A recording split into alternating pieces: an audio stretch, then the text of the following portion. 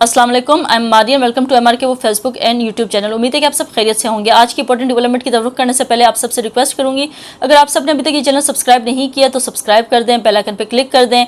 Future में जो भी अपडेट्स आती हैं उनकी नोटिफिकेशन आप लोगों को बर वक्त मिलती रहे। साथ साथ वीडियोज़ को लाइक, शेयर और कमेंट सेक्शन में वीडियो से रिलेटेड अपना फीडबैक मस्त दे दिया करें।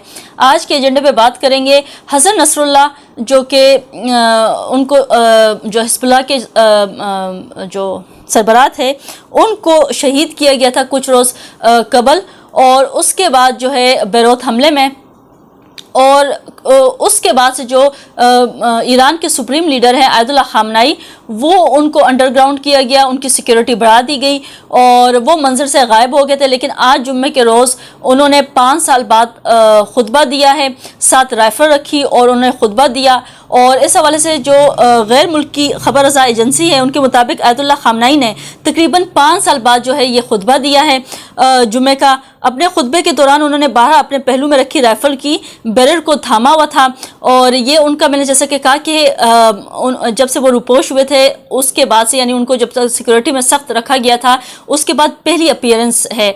खुतबा तो 5 साल बाद दिया गया है, लेकिन जो इनकी अपीयरेंस है जो हसन नसरुल्लाह की शहादत के बाद, ये उनकी आज पहली अपीयरेंस थी।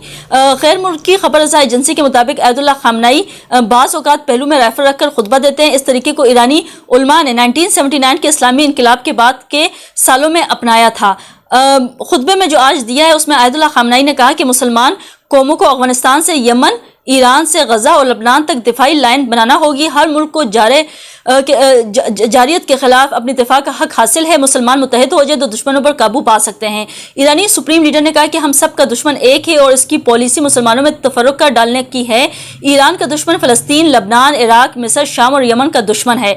उन्होंने कहा जिस तरह 7 अक्टूबर का हमला जायज़ था, इसी तरह ईरान का इजराइल पर हमला जायज़ है। ज़रूरत हुई तो मुस्तकबिल में भी कार्रवाई करेंगे। हम इजराइल को जवाब देने में ताख़ीर नहीं करेंगे और ना ही जल्दी करेंगे। इजराइल कत्ल गारत और आम शहरियों को कत्ल करके जीतने का ड्रामा कर रहा है। इजरायली हुकूमत के जराइम इसके खात्मे का बायस बनेंगे। जबकि दूसरी जानब ईरान के वज़ीर ख़ारजा अब्बास अराक़ची इजरायली हमलों के बावजूद कहते हैं कि लबनान के जो दारुल हुकूमत है बेरूत पहुंच गए हैं। लबनान के सरकारी मीडिया के मुताबिक ईरान के वज़ीर ख़ारजा अब्बास अराक़ची के जहाज़ ने बेरूत के रफ़ीक हुरैरी इंटरनेशनल एयरपोर्ट पर लैंड किया। ये ईरान के किसी भी आला सरकारी ओहदेदार का हसन नसरुल्लाह की शहादत के बाद लबनान का पहला दौरा है। दूसरी जानब इसराइल की जानब से लबनान पर हमले जारी हैं और लबनानी सिक्योरिटी ज़राए का बताना कि सेवनी फोर्सेस ने जनूबी बेरूत में हिज़्बुल्लाह से मुंसलिक इमदादी जो कारकुनान हैं उन पर हमला किया, जिसमें हिज़्बुल्लाह के 3 इमदादी कारकुनान ज़ख्मी हो गए हैं।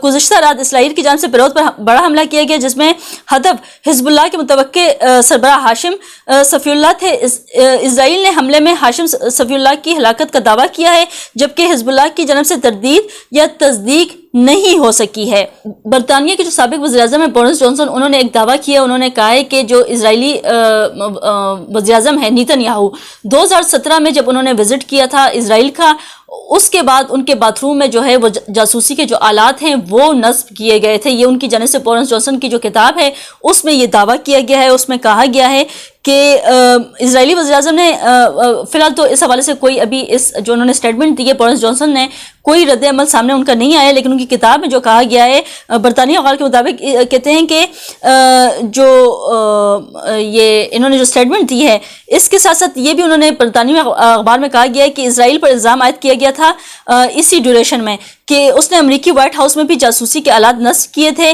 मई में ये बात भी सामने आई थी कि इजराइल जो है अशों तक इंटरनेशनल क्रिमिनल कोर्ट की भी जासूसी करता रहा। इस वक्त खसूसी चीफ प्रोसिक्यूटर करीम खान थे। आलमी फौजदारी अदालत की इसी जासूसी की वजह से इजराइल वज़ीर-ए-आज़म को ICC के मंसूबों से आगाही मिलती रहती थी, लेकिन इस हवाले से जो है वो नेतन्याहू की जानिब से अभी तक कोई भी क्लियर स्टेटमेंट नहीं आई, कोई भी उन्होंने अपनी स्टेटमेंट जारी नहीं की। जबकि ये इल्ज़ाम जो है बोरिस जॉनसन की जानिब से अपनी किताब में ये उन्होंने ये मेंशन किया है कि उनके वॉशरूम में नस्ब किए गए थे वो आलात जो रिकॉर्डिंग करते थे और उनकी जो ऑडियो है वो रिकॉर्ड की जाती थी। खैर, आज के व्लॉग से इतना ही। मज़ीद जो भी डेवलपमेंट्स आएंगी वो आने वाली व्लॉग में आप लोगों से शेयर कर दी जाएंगी। आप लोगों से फिर मुलाकात होगी। अंटिल देन अल्लाह हाफ़िज़।